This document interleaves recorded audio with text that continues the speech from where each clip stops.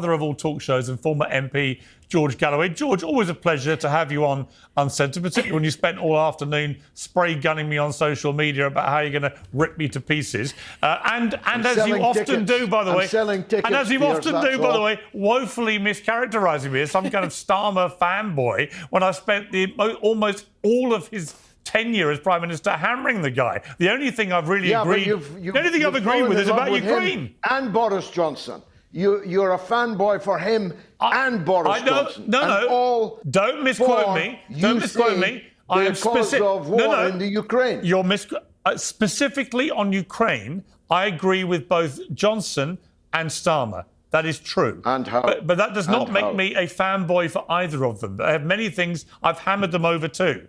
But on that point, you're wrong and they're right about Ukraine.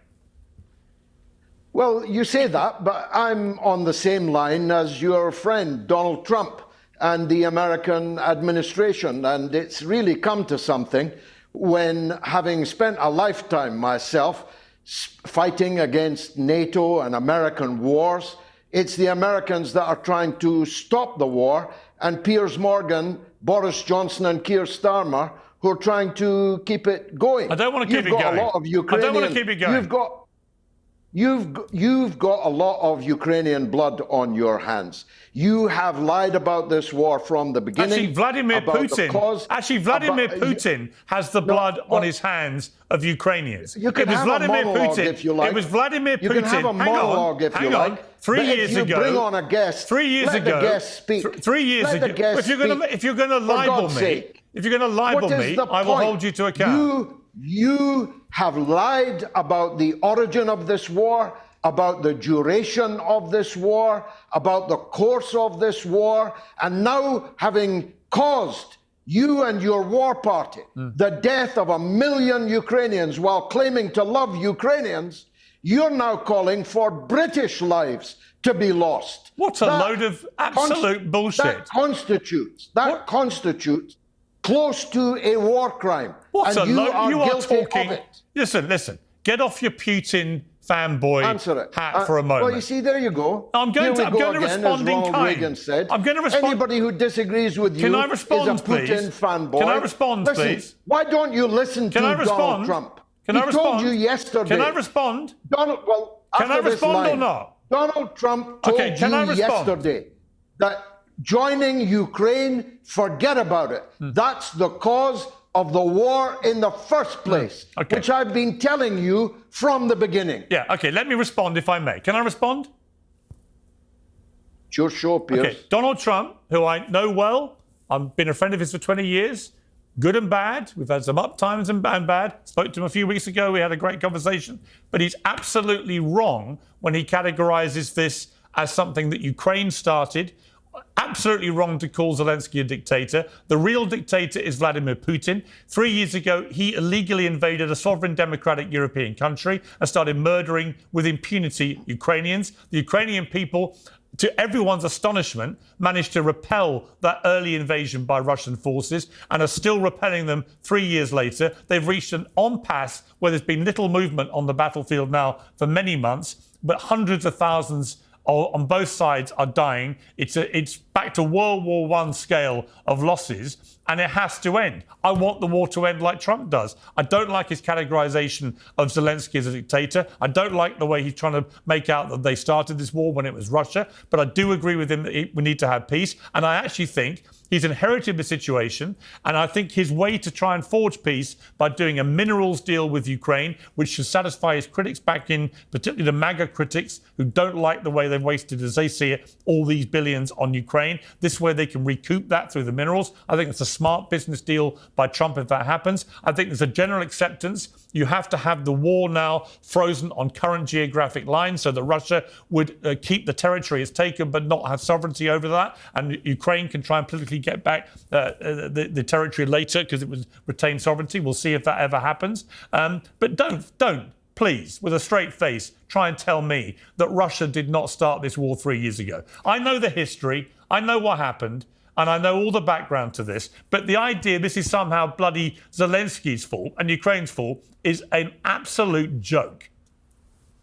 Blimey, that was a long response, Piers. I hope I'll get as long to respond to your response without you interrupting me. You're going to regret it when very soon Zelensky is sitting in a beachfront villa somewhere counting his ill-gotten gains, and all the secrets of the rampant corruption between the Democrats and the Zelensky regime begin to tumble out of the cupboard.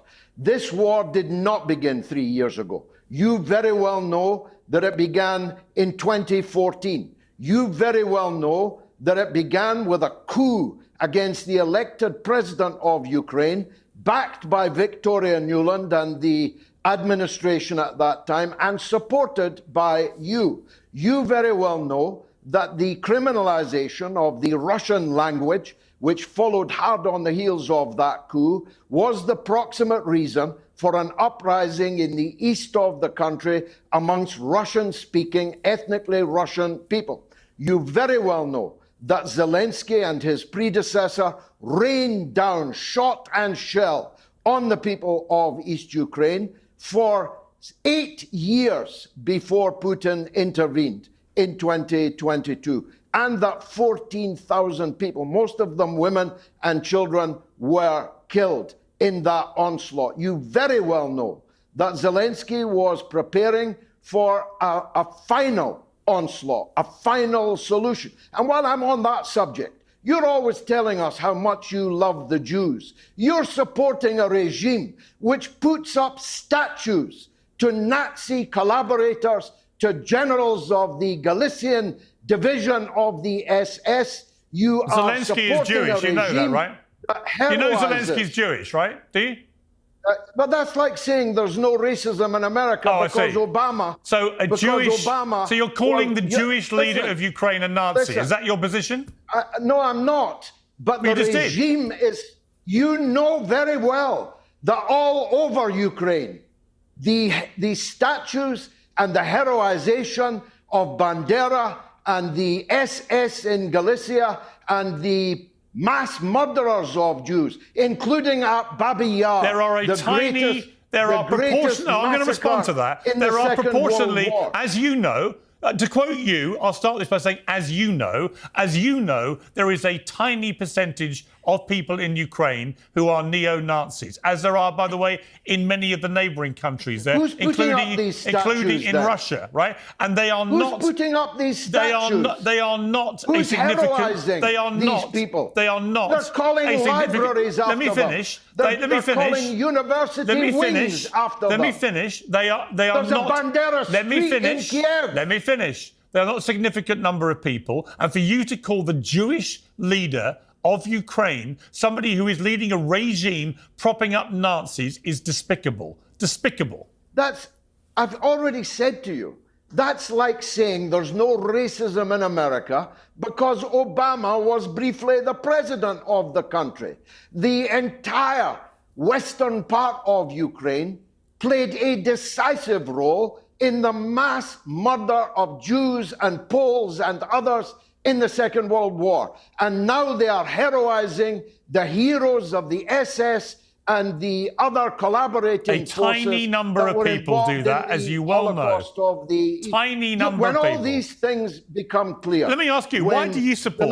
Why do you support? Okay. Let me ask you why do you support counting his money? Let me finish. You're going to be sorry for all the heroization of him that you have done. You know what, George? You might be also sorry for propping up a despicable Russian dictator who illegally invaded a sovereign democratic European country. You might look at yourself in the mirror in a few years when he carries on Putin invading other countries, which he will, because this was never about Russian speakers in Ukraine. This was all about trying to restore the Soviet Union. He's a despicable tyrant who will prove people like you to be useful idiots in this war. Why doesn't Donald Trump agree with you? Because he's wrong.